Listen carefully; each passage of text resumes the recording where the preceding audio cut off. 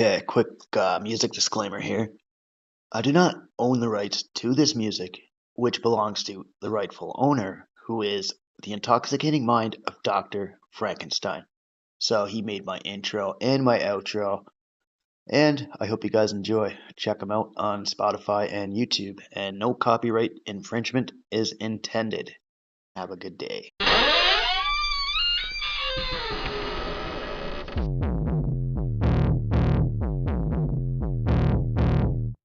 A clear choice of good versus evil, of right versus wrong.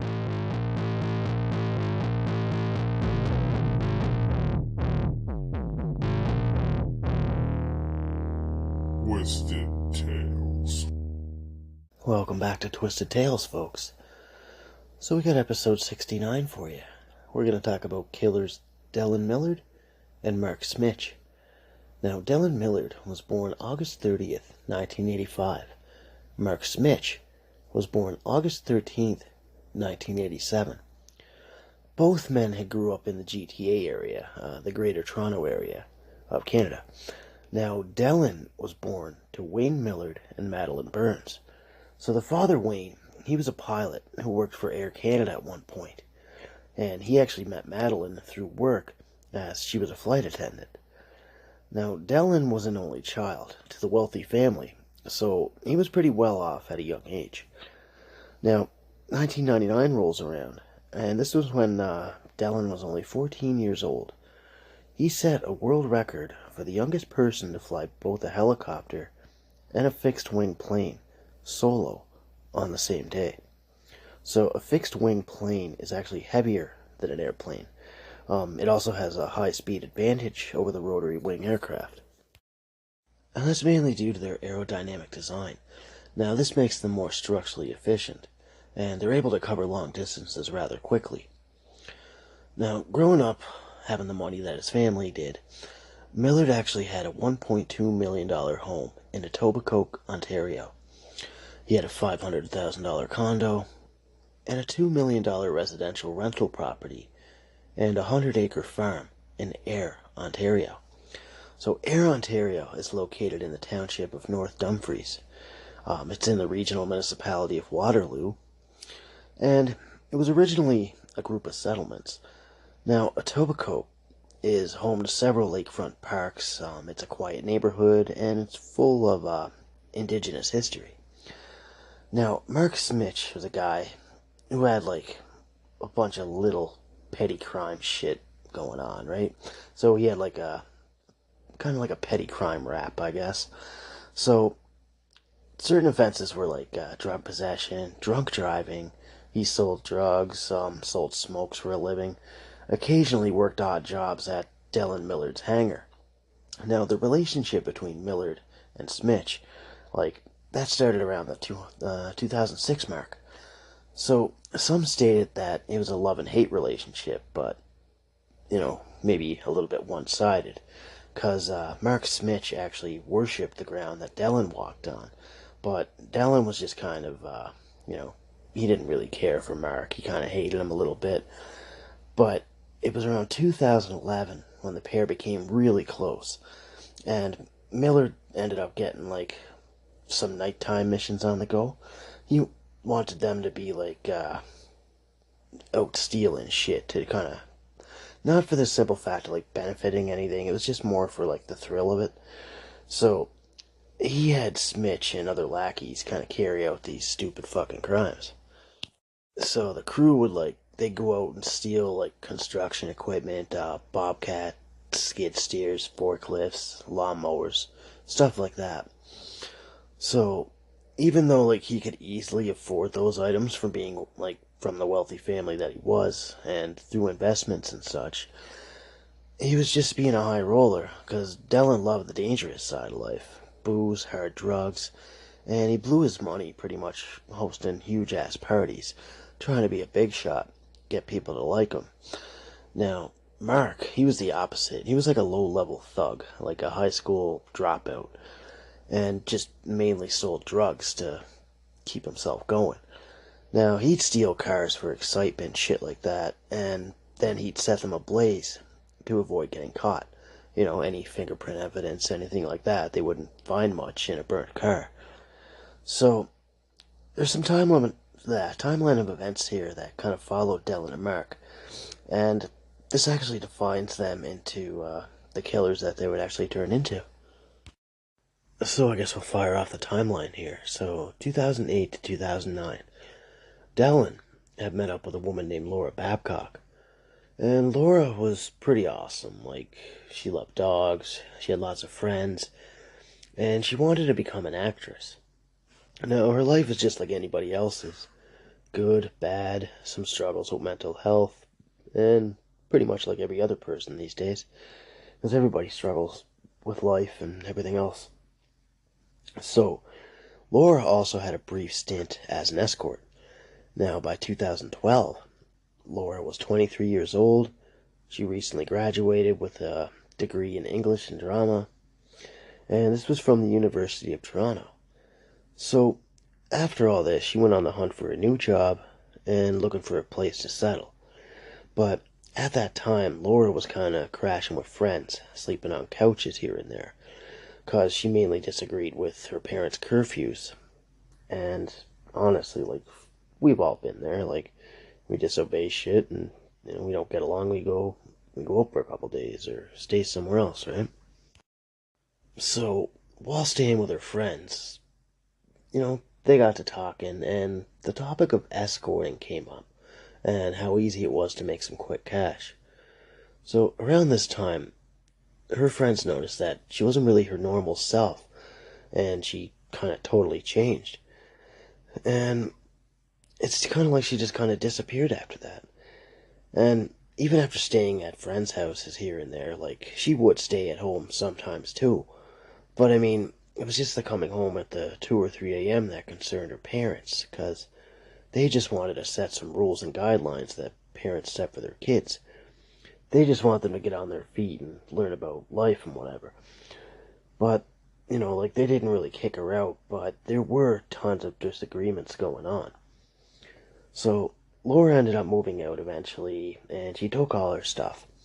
She took her dog. Her dog's name was Lacey, and that dog was always by her side. In June 2012, Laura started working as an escort just to make some extra funds. Some of her friends disagreed with that. They didn't really hang out with her that much because of it. But, they gave her good wishes, well wishes, and they just told her to be safe. So she worked for Last Minute Escorts, and the owner of that was Shlomo Abuhav. And he actually mentioned that she worked for him twice in the month of June. He recalled her desire to be an actress, and a few clients actually came forward later on in trial. 3 clients actually. They stated that they never slept with Laura, but each had given her money. Now, there was a TV producer and a client. He let Laura stay with him pretty much for about a 2-week period. And they didn't really do too much. They talked, they got to know each other, whatever, right? It was just more so he was trying to help her kind of thing. There was another client of Laura's. He was a doctor. He was willing to help her pay for an apartment to get her out of her shitty situation. But that was an arrangement that didn't fall through. Now, going into July of 2012, this would be around the last time that any of her clients would hear from her. And even a little before her disappearance and her escort job, nurses have recalled that she checked into hospitals like over a dozen visits. And this would have been between August 11th, 2011 and April 29th, 2012. And she had lots of overnight stays in the hospital. She was on meds for anxiety, depression, but the nurses were very adamant that, she would never take her own life, because most of her conversations had mainly focused on her future. She wanted to start up a dance school and become a dancer, and she also wanted to teach people how to dance and how to act. And Laura and Dellen, they dated a little bit back in the day. This would have been around 2008 to 2009.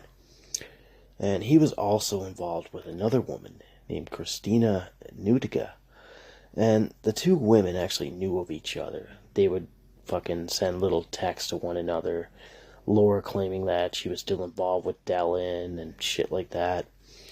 And before Laura's disappearance, Dellen had exchanged some text messages with Nutka, stating that, "First I'm gonna hurt her, then I'm gonna make her leave.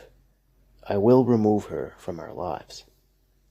So those are some pretty damning text messages to be sending, and especially when a girl goes disappearing right after. And these texts were actually later on used in court, and the little bit of the timeline from Millard and Smich. But, there's lots of criminal activity that they did carry on with going forward. They didn't just stop at, petty crimes and whatnot, right? On May 5th, 2013, their little thrill crimes continued. They both met up with a man named Tim Bosma. He was a guy selling his truck in Toronto. Now, May 6th, they made an appointment to meet up at Tim's house. His house was located in Ancaster, Ontario.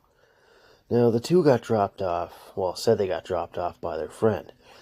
Now, they wanted to test drive his Dodge Ram that he had listed online on Kijiji. Although we kind of thought that the time was a little late because it was around fucking 9:30 at night. Now, he asked his wife, Charlene, if he should accompany them. Now, she said, yeah, because we want the truck back kind of thing, right? You can't just let two strangers test drive your truck and, come back. They'll steal it, whatever, right? And Tim was never seen again.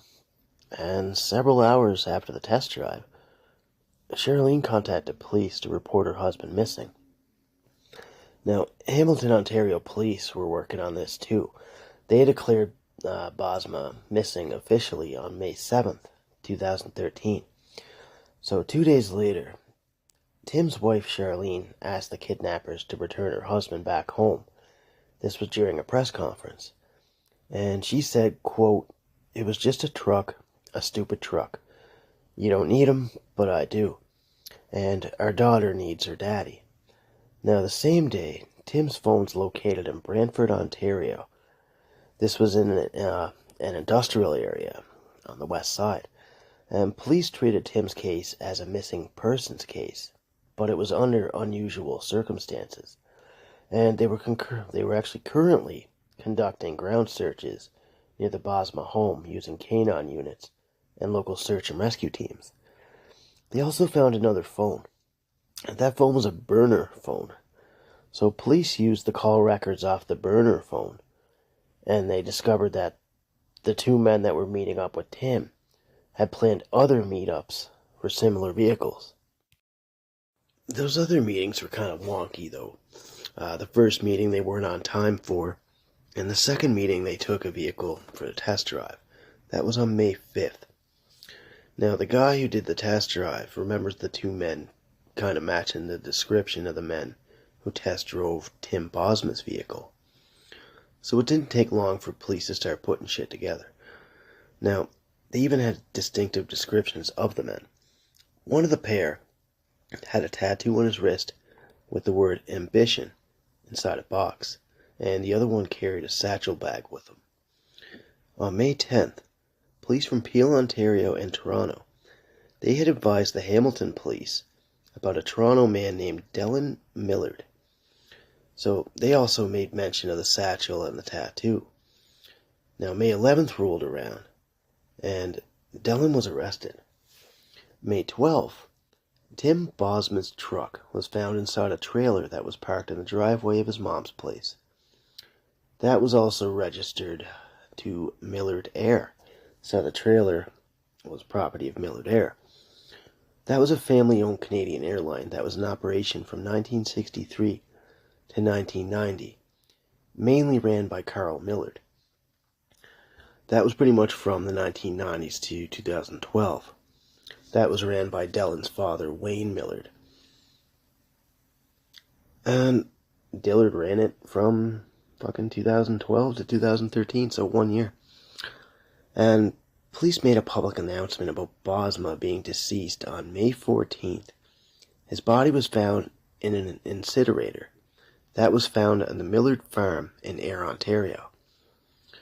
So police started keeping an eye on Mark Smich. They were doing some surveillance on him.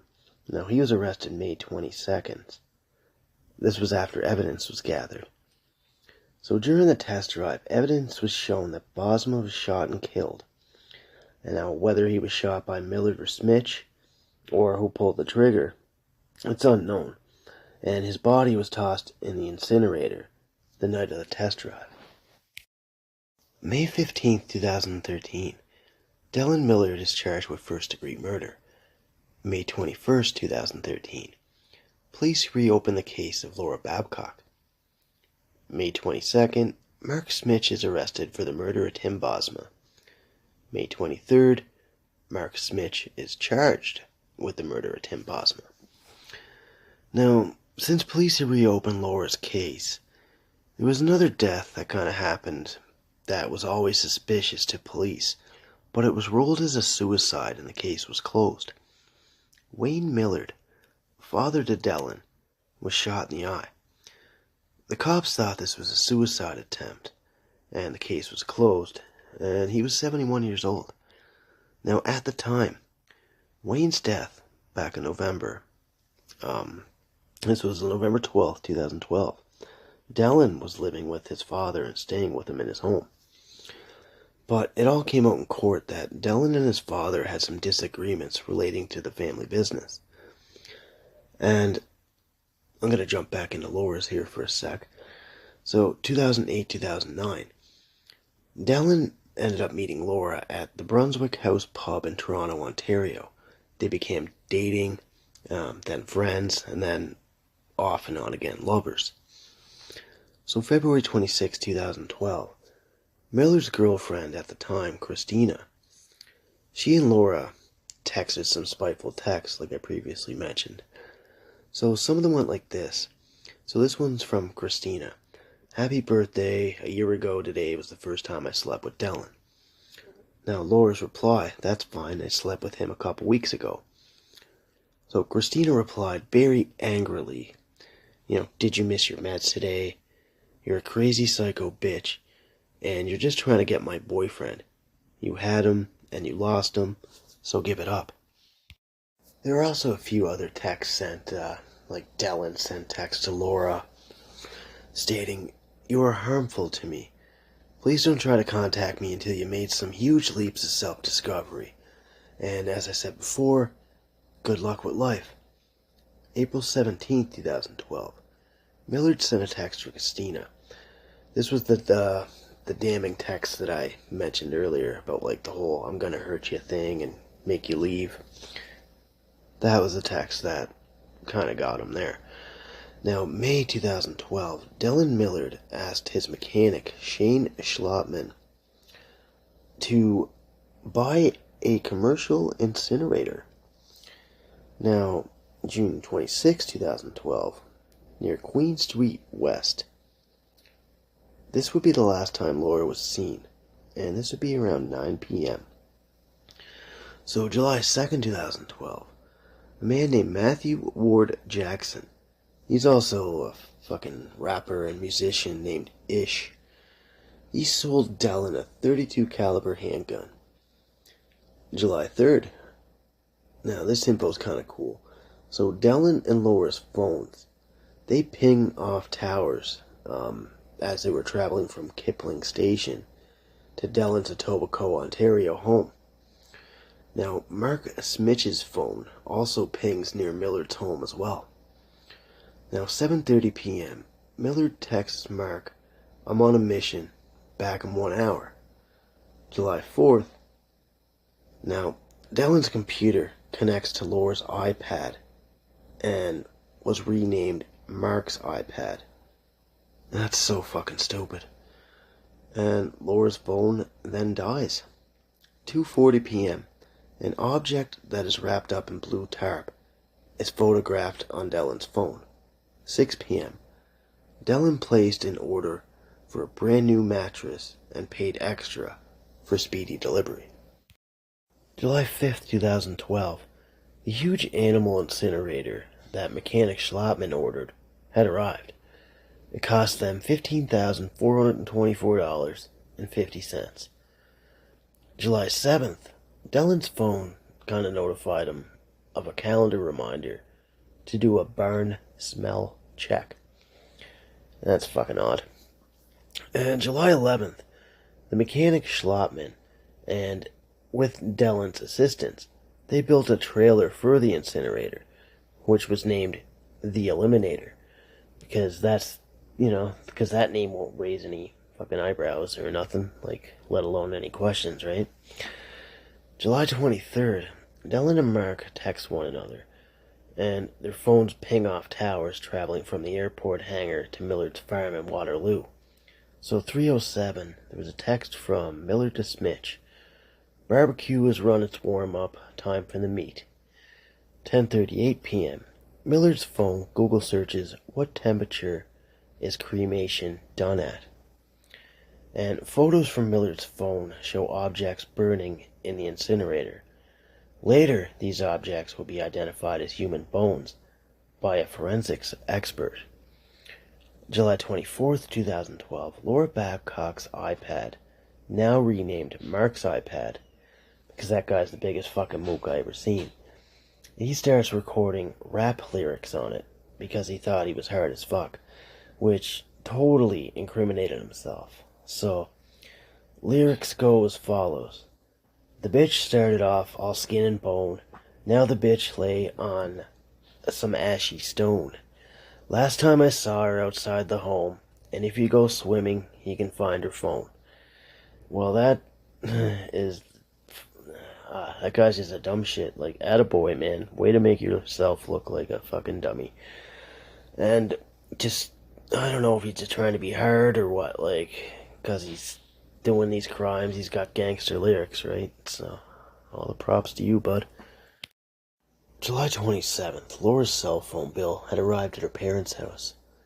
Her last calls were to Millard, stating that Laura called looking for drugs and a place to stay, and Millard states that he turned down both.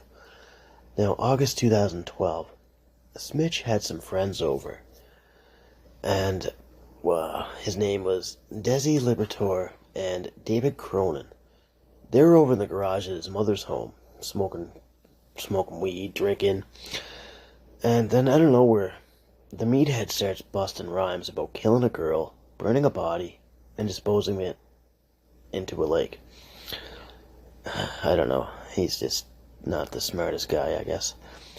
December 2013, through a police search on Mark Smich's Oakville home, they found Laura Babcock's red duffel bag. So, this is all the shit that kind of came to light during the trial. Now, April 9th, 2014, Millard and Smich are charged with first-degree murder and the death of Babcock. And Dellen Millard is charged with first-degree murder in his father Wayne's death. The girlfriend of Dellen's, Christina, she was actually charged with accessory after the fact to murder in connection with Bosma's death. Now, Millard and Smich are found guilty, this was June 17, 2016, are found guilty of first-degree murder for Bosma's death. They're sentenced to life imprisonment with no parole eligibility for 25 years. In December 2017, Millard and Smich were convicted of the murder of Laura Babcock. Her remains were never recovered, and they were again sentenced to life in prison with parole ineligibility for a period of 25 years, to be served consecutively, so with the previous sentence. So that means that they have to serve 50 years and will not be released prior to the year 2063.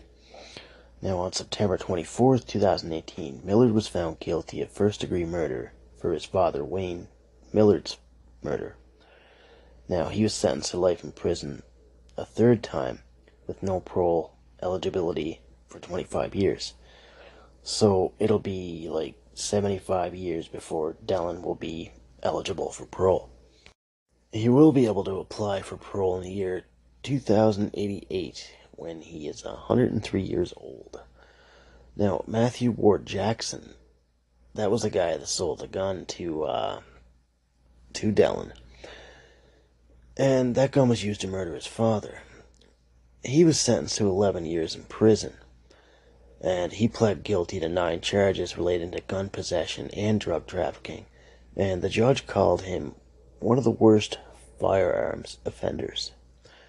Now, Superior Court Justice Jane Kelly gave Jackson 6 years and 15 days credit for pre-trial custody, plus a 1-year, 4-month reduction for some harsh experience while in the Toronto South Detention Centre, including 488 days of lockdown, which leaves him now only 3 years and 7 months left to serve of his sentence. In 2021, Millard was involved in a fight at Millhaven Maximum Security. He restrained a man so that another inmate could stab him. Now, the victim survived, and both men that started the encounter were charged with assault causing bodily harm and weapons possession. Millard pled not guilty to the weapons charge, and that was dropped due to lack of evidence, but he was convicted on the assault charge in March 2023. Now, Millard and Smich had appealed their convictions in the murder of Bosma and Babcock, and Millard separately appealed his conviction for his father's murder. That was rejected in March 2023, and in June 2023, the other appeals for the Bosma and Babcock murders were rejected as well. So now, Millard and Smich get to spend the rest of their time in jail because they're horrible fucking people. But, due to some changing in their current ineligibility period, they will both now be eligible for parole in 2043. And that, folks, is my little tale on these two Canadian guys. So, I mean, I just don't get it. Like, one guy was a millionaire, he had the world by the balls, and he fucked it all up. And the other guy he was stupid. So, yeah, pretty much just a tag-along guy, I guess. And the world's a better place with them in jail. So thanks for tuning back in. Have yourself a wicked rest of the weekend. There's no such thing as closure. If anybody tells you that, they've never been through anything like this. It's been more than 5 years since Dellen, Millard, and Mark Smich were found guilty of first-degree murder in Laura Babcock's death. Millard was to be ineligible for parole for 75 years, Smich for 50.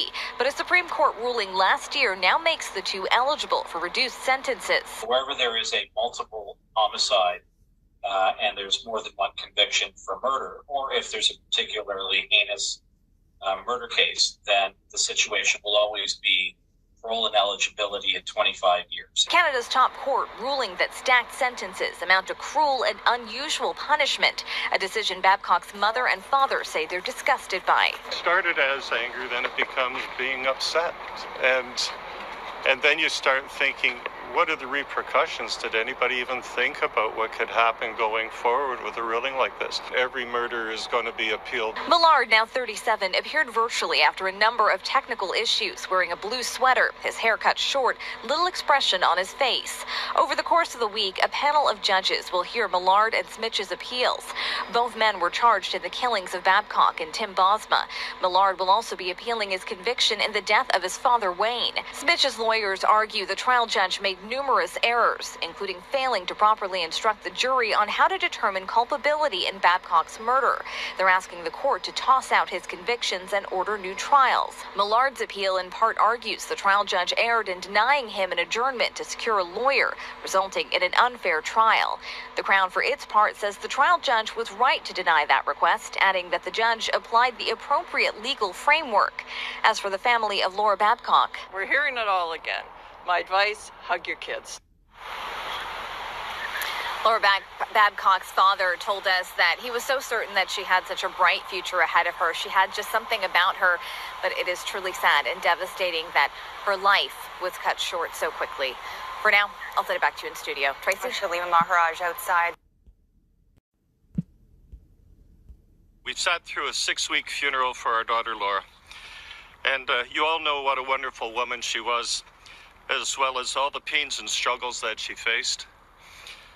You also know about the evil beings that took her life, and if society's lucky, we will not see them again on the streets. It really brings us little joy. The loss of Laura is no less painful today than when it was realized 5 years ago. Like any parent that loses a child, we can only move forward with the thoughts of what might have been. We want to thank the jury. All of you have sacrificed so much to do your civic duty. I hope that, we hope that you've been able to make some permanent friends. We also hope that you too are able to move forward and erase the bad memories that you surely must have after being exposed to such an ordeal. There's others that we want to thank, including Sean Lerner. I doubt that there's another person who cares more for his friends than Sean. We can only wish him the best in all he does in the future. And if we can ever be of assistance, please don't hesitate to call. To all those who are friends to Laura, especially the strangers, because of you, our faith in humanity remains steadfast, although obviously shaken. We hope that the kindness you showed Laura is returned to you tenfold. To all of my friends, our friends, workmates, relatives, neighbors, you all did the right things. We got hugs, phone calls, food, flowers, beer and wine exactly when needed. Thank you to the Crown lawyers and Judge Code. You're true professionals, and we felt from the beginning that justice would be done. We truly hope that we only see any of you again on social occasions. A special thank you to everyone in victim assistance. You were always there to support us and keep us strong and prepared for the rigors of the trial. Another special thank you to the guards and personnel of courtroom 27. Every morning we were greeted with smiles and words of encouragement and compassion. Every morning we were greeted with smiles and words of encouragement and compassion. Thus, thanks for those jugs of water. May we suggest something stronger in the future. To Mike Carboni and Dave Hillman, thanks for all your investigative efforts and for making sure that we are holding up in court. Thanks to all of the efforts of the Toronto Hamilton Police Forces, the OPP, and all others that were involved in the investigation. To Mike Carboni, I promise to eat more almonds. I also want to thank the media. We know that covering this case is what you had to do. We asked for privacy and you gave it to us. Thanks again. We wish you a Merry Christmas. Laura will always be missed. Us. Thank you.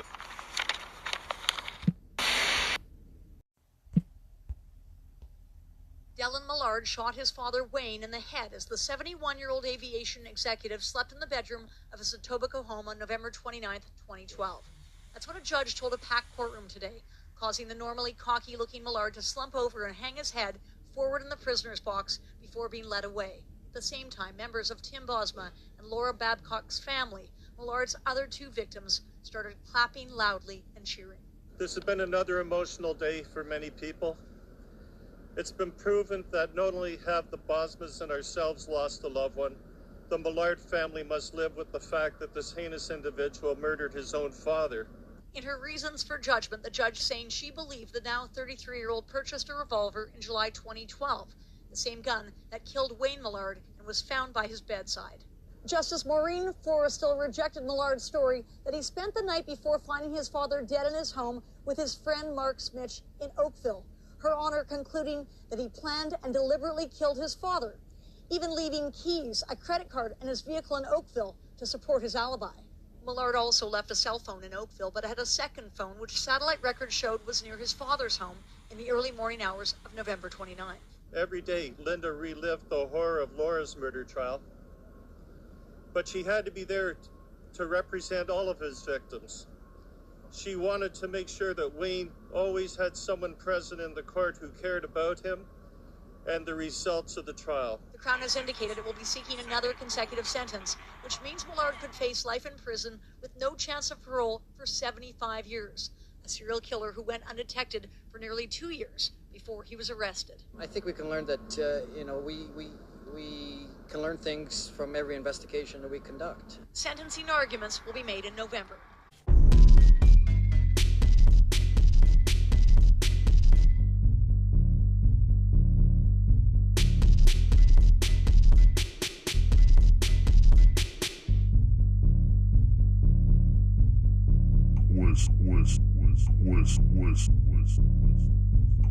Twisted Tales.